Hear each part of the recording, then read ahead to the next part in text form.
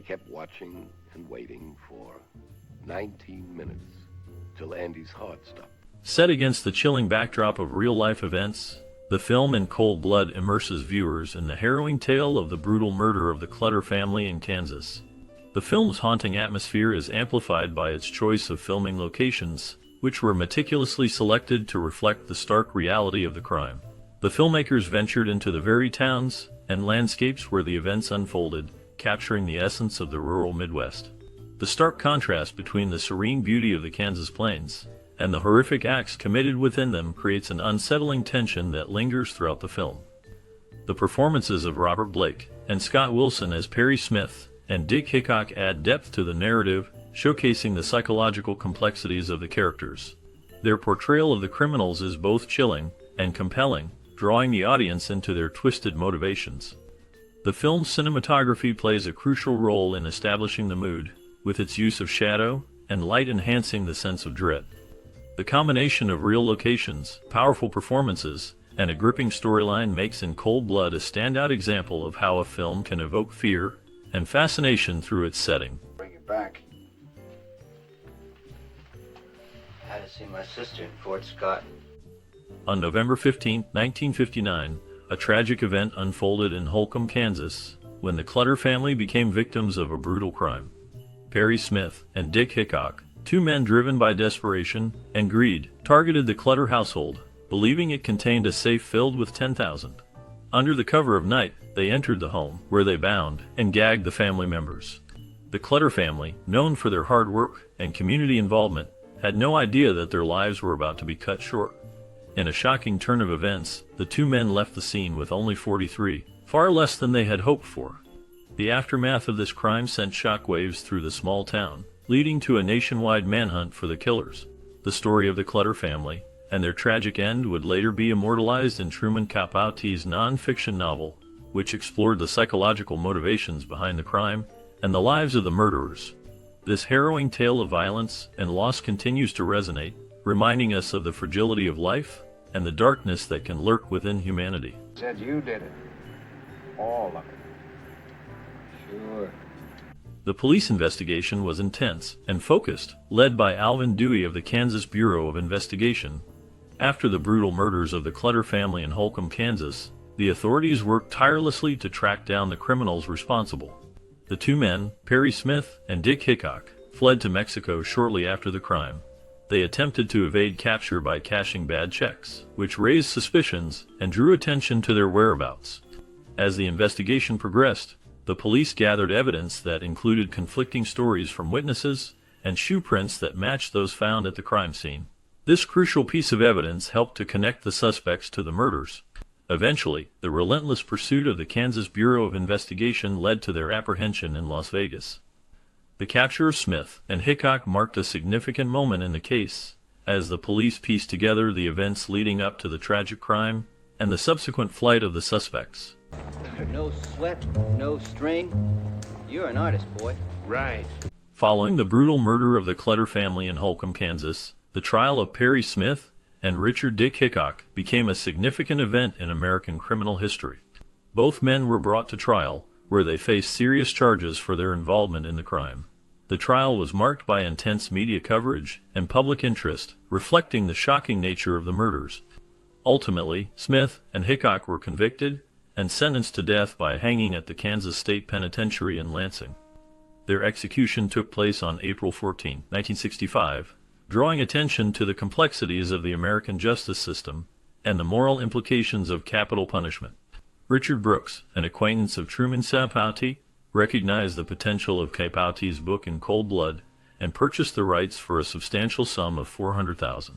He took on the task of writing the screenplay, aiming to capture the essence of Capote's narrative. In a bold move, Brooks chose to cast relatively unknown actors for the film, despite Columbia Pictures' preference for more established stars like Paul Newman and Steve McQueen.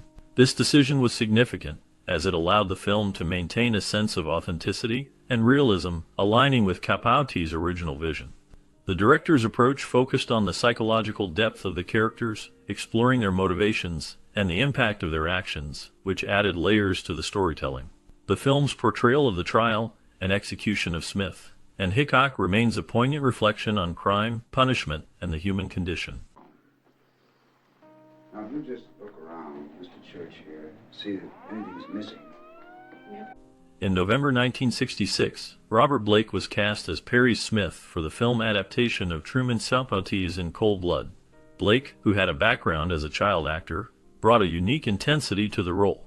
His portrayal of Smith was marked by a deep emotional complexity that resonated with audiences. In January 1967, Scott Wilson was cast as Richard Dick Hickok. This was Wilson's second feature film and his first major role, and he delivered a compelling performance that captured Hickok's troubled nature. Truman Capote, the author of the original book, was deeply involved in the project. He covered the manhunt for the killers and the subsequent trial, immersing himself in the events surrounding the crime. Capote formed a close bond with Perry Smith during this time, which added a layer of depth to the narrative. He even witnessed the executions of both men, although he left before Smith's execution, highlighting the emotional toll the experience took on him. The casting choices and Capote's involvement significantly shaped the film's impact and its exploration of the human psyche. And if we let it ride, and if we make only 10 passes, we'd have over 5. The eyes on the popular movie poster for In Cold Blood belong to the real killers, not the actors who portrayed them. This striking choice adds a layer of authenticity and chilling realism to the film, which is based on Truman Capote's true crime novel. The film delves into the brutal murder of the Clutter family in Kansas, and the subsequent capture and trial of the killers, Perry Smith and Dick Hickok. The film's portrayal of these events is both haunting and thought-provoking, inviting viewers to reflect on the nature of crime and punishment. In addition to its gripping narrative, the film includes 2 references to The Treasure of the Sierra Madre, which was Perry Smith's favorite movie. This connection adds depth to Smith's character, revealing his admiration for a film that explores themes of greed and betrayal. Interestingly, Robert Blake, who played Perry Smith, had a minor role in The Treasure of the Sierra Madre, creating an unexpected link between the 2 films. This intertwining of stories enhances the viewing experience, as audiences can appreciate the layers of meaning behind the characters and their motivations. The film remains a powerful exploration of the human psyche and the circumstances that lead individuals down dark paths.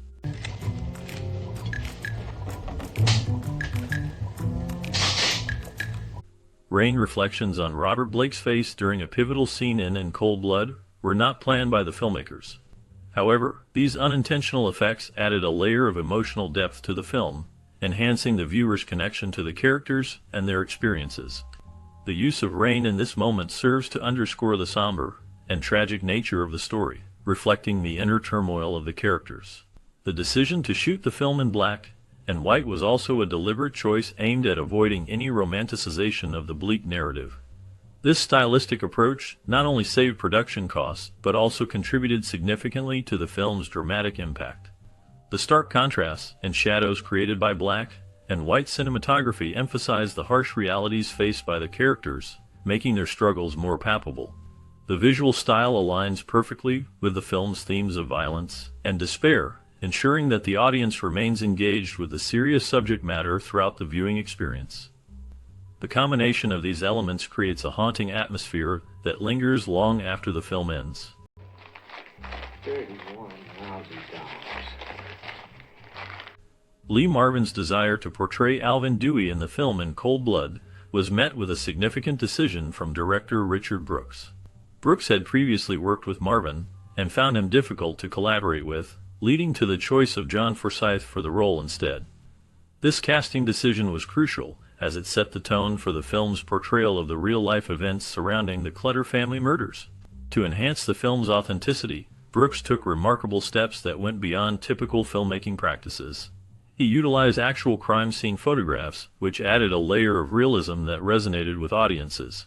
Furthermore, filming took place in the real Clutter house, allowing viewers to experience the genuine setting where the tragic events unfolded. The inclusion of 6 real jurors as extras in the courtroom scenes further contributed to the film's commitment to authenticity. These choices reflected Brooks' dedication to creating a film that was not only compelling, but also respectful of the real-life tragedy it depicted. The combination of careful casting and a focus on real locations and people helped to create a powerful narrative that remains impactful. person to person, Reverend James Post. In the film In Cold Blood, the use of real family pictures in the house scenes adds a layer of authenticity that enhances the emotional impact of the story. The filmmakers chose to incorporate actual photographs of the Clutter family, which helps to create a genuine connection between the audience and the characters. This decision reflects a commitment to portraying the Clutter family's life as accurately as possible, allowing viewers to feel the weight of the tragedy that unfolds. Additionally, Nancy Clutter's horse was featured in several scenes, further grounding the film in reality and emphasizing the rural setting of Holcomb, Kansas. The filmmakers aimed to capture the essence of the Clutter family's life, and the inclusion of these personal elements contributed to that goal. However, not all scenes were filmed on location. The penitentiary and gallows scenes were shot on a soundstage at Columbia Studios. This choice likely allowed for greater control over the environment and lighting, ensuring that these critical moments were depicted with the necessary gravity and tension. The contrast between the real-life elements and the constructed settings highlights the film's dedication to storytelling while navigating the complexities of its subject matter. The blend of authenticity and cinematic technique creates a powerful viewing experience that resonates with audiences. What's this? A casket? Hope chest. It's a wedding present. Filming on the actual crime location presented unique challenges for the production of In Cold Blood. The filmmakers needed special permissions to shoot in Holcomb, Kansas, where the tragic events took place. This requirement added layers of complexity to the project, as they had to navigate local regulations and sensitivities surrounding the infamous crime. The decision to film in the real location aimed to enhance the authenticity of the story, but it also meant that the crew had to be respectful of the community and the memories of those affected by the brutal murders. The impact on the Clutter family was profound, particularly for the two surviving daughters, who were left out of both the book and the film. Their trauma from the events of that fateful night lingered long after the crime, shaping their lives in ways that were not immediately visible. While they managed to lead productive lives, they chose to avoid interviews and public discussions about the events. This decision reflects the deep scars left by the tragedy, highlighting the emotional toll that such violence can inflict on families. The filmmakers had to consider these sensitivities while telling a story that, despite its historical significance, was rooted in real pain and loss. The balance between storytelling and respect for the victims' families became a crucial aspect of the production process, influencing how the narrative was shaped and presented to the audience.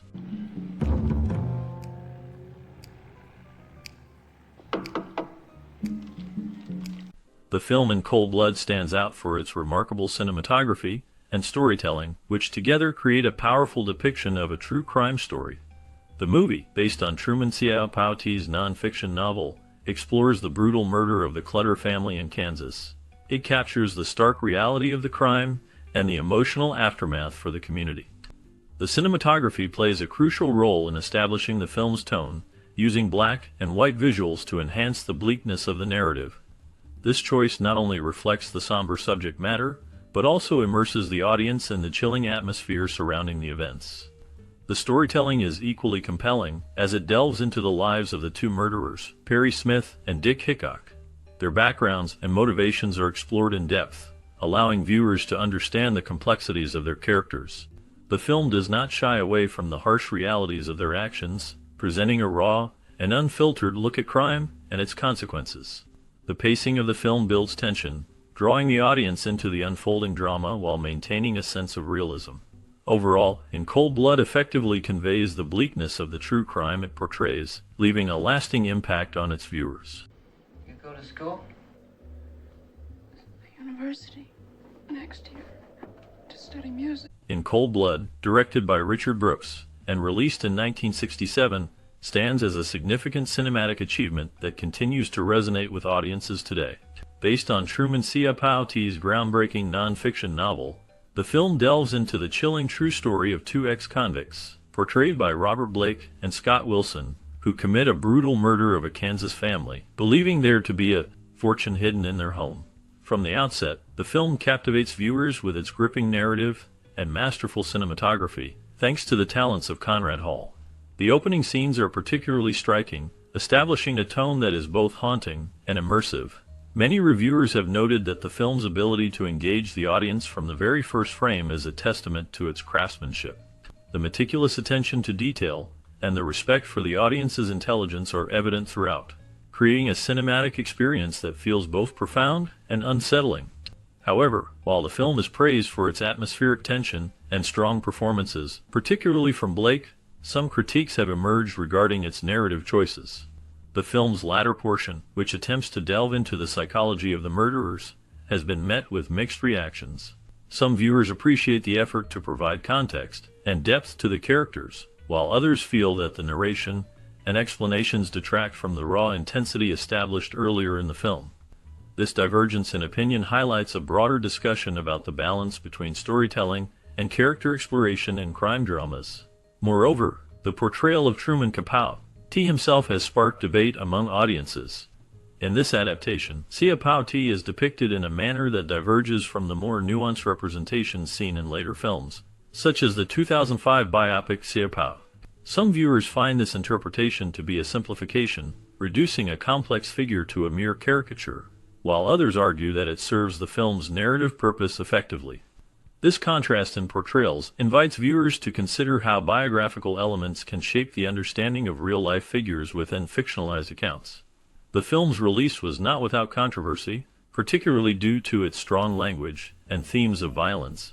At the time, these elements were groundbreaking, pushing the boundaries of what was acceptable in mainstream cinema.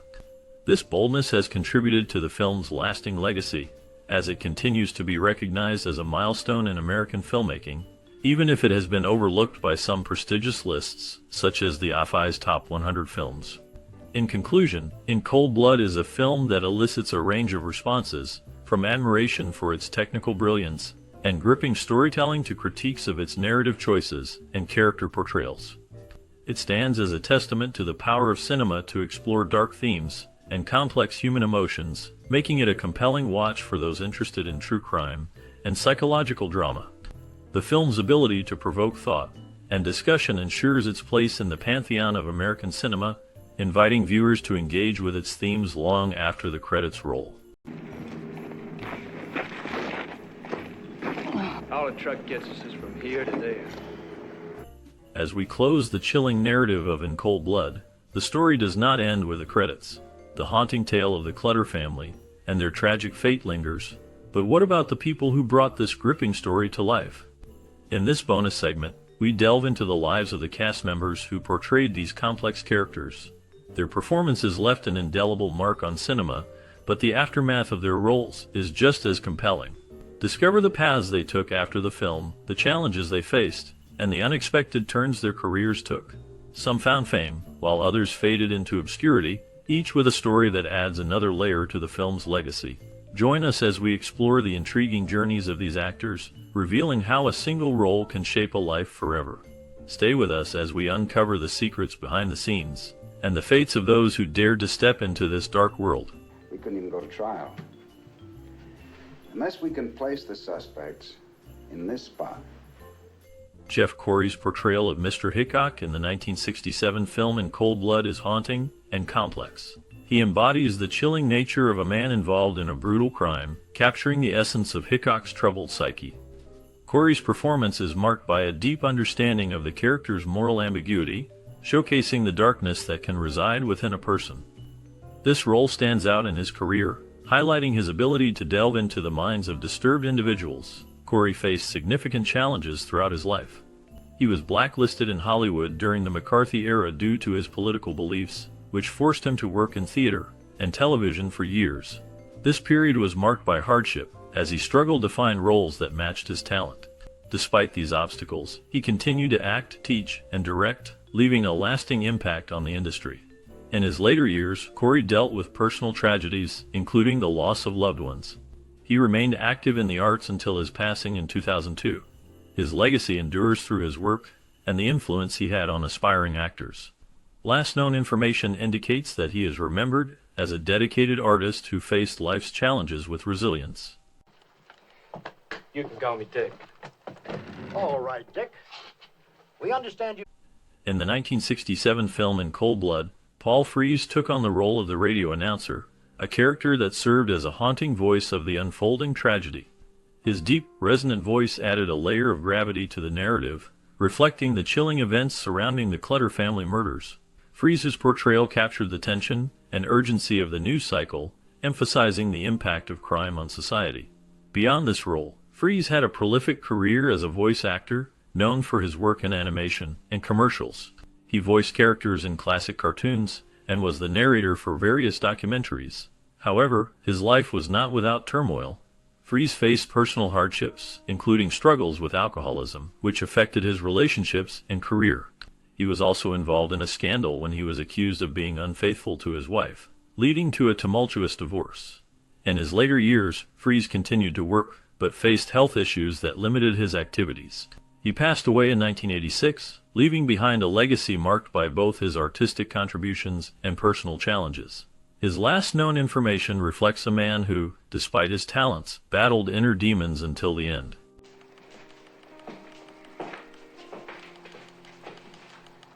Richard Kelton portrayed Nancy's boyfriend in the 1967 film In Cold Blood, a role that added depth to the chilling narrative. His character, while not central to the plot, represented the innocence and normalcy that starkly contrasted with the film's dark themes.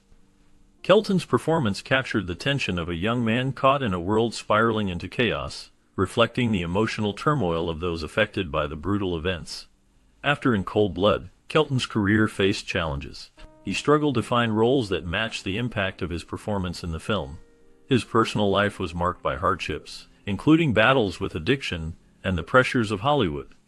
In the late 1970s, he faced a scandal involving legal troubles that further complicated his career.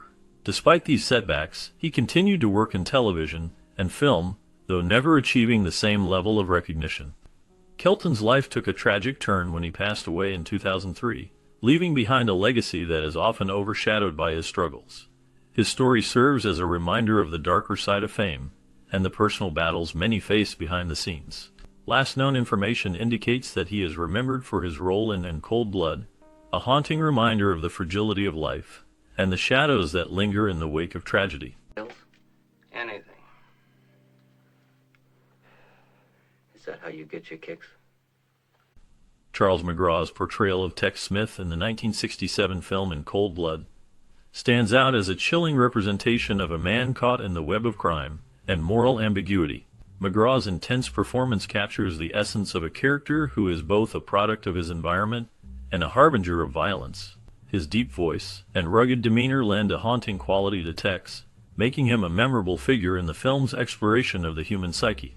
Beyond this role, McGraw's career was marked by a series of tough guy performances in film and television, often portraying characters with a dark edge. However, his life was not without turmoil.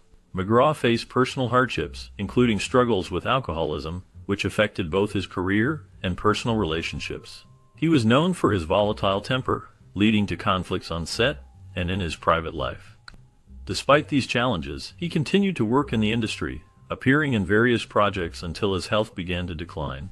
In his later years, McGraw battled health issues, including a serious illness that ultimately led to his passing in 1980. His legacy remains, marked by a career that reflected the complexities of his own life.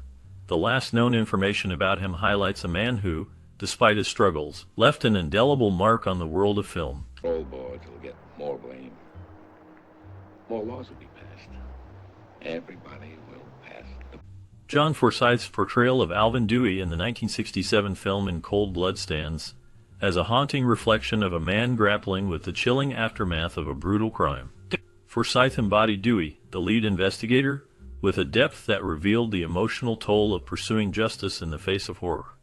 His performance captured the relentless pursuit of truth, showcasing the psychological strain that came with solving a case that shook a community to its core. Forsythe's career spanned decades, marked by notable roles in television and film, including his iconic part in Dynasty. However, his life was not without shadows.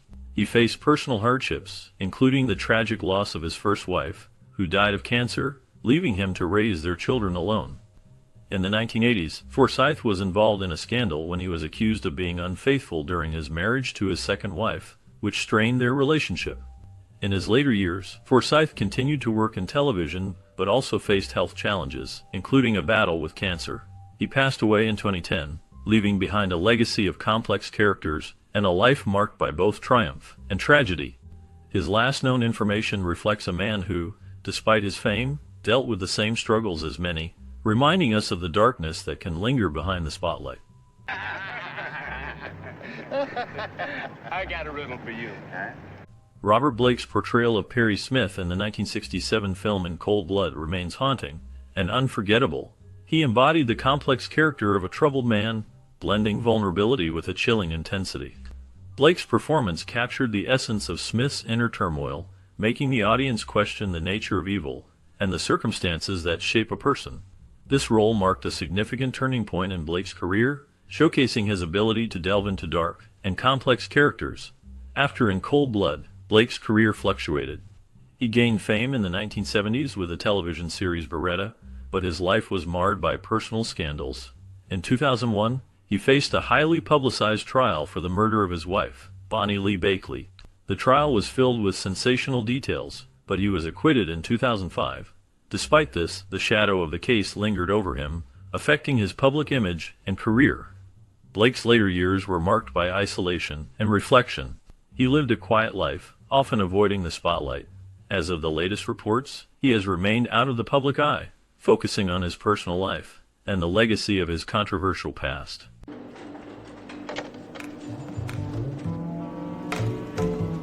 Will Geer portrayed the role of the prosecutor in the 1967 film In Cold Blood, a chilling adaptation of Truman Capote's true crime novel. His character embodied the relentless pursuit of justice in a case that shocked the nation. Geer's performance was marked by a somber intensity, reflecting the moral complexities surrounding the brutal murders of the Clutter family. The prosecutor's role was not just about seeking conviction, it was about grappling with the dark realities of human nature and the consequences of violence. Beyond this film, Geer's life was filled with personal struggles and triumphs. He faced significant challenges during the McCarthy era, which led to his blacklisting in Hollywood due to his political beliefs. This period forced him to work in theater and other venues where he continued to fight for social justice. Geer also experienced the heartbreak of losing his son, who died in a tragic accident. Despite these hardships, he remained a passionate advocate for civil rights and environmental causes. In his later years, Geer became widely recognized for his role as Grandpa Walton on The Waltons, which brought him renewed fame. He continued to act and advocate for causes he believed in until his death in 1978. His legacy endures through his contributions to both film and social activism, leaving a complex and compelling story behind. To the end. We're better or worse? Till death do us. Roosevelt Grier played the role of Driver in the 1967 film In Cold Blood, a chilling adaptation of Truman Capote's true crime novel. Grier's character is a minor yet pivotal figure, embodying the tension and moral ambiguity surrounding the brutal events depicted in the film. His performance adds depth to the narrative, reflecting the darker aspects of human nature and the consequences of violence. After the film, Grier's life took many turns. He was a professional football player, known for his time with the New York Giants and the Los Angeles Rams. However, his career was marred by personal struggles. Grier faced challenges with depression and the pressures of fame, which led to a series of public incidents. He was involved in a scandal in the 1970s when he was accused of drug use, which he later attributed to the stress of his celebrity status. In later years, Grier became an advocate for peace and social justice, often speaking out against violence. He also faced health issues, including a serious car accident that left him with lasting injuries. As of the last known information, Grier has largely stepped back from the public eye, living a quieter life away from the spotlight. His journey reflects the complexities of fame, the shadows of personal demons, and the quest for redemption. Hidden in the safe. I told him we didn't. Didn't I tell you to shut up? It's telling the guys the truth, there isn't any. As we wrap up our look at the 1967 film In Cold Blood, it's hard not to reflect on how this powerful story impacted its cast and crew. For Robert Blake, who played Perry Smith, this role was a turning point, leading to a complex career filled with highs and lows. Scott Wilson, portraying Dick Hickok, faced his own challenges, but this film opened doors for him in Hollywood. The film's haunting portrayal of real-life events left a mark on audiences, making it a memorable piece of cinema history. Did you watch In Cold Blood during your childhood? What memories do you have connected to this film? Perhaps it sparked conversations about crime, justice, or the human condition in your family. We invite you to share your stories in the comments below. Your experiences and reflections can help us all appreciate the lasting impact of this film. Thank you for joining us on this journey through a classic that continues to resonate today. In the heat of passion, but for money. They did not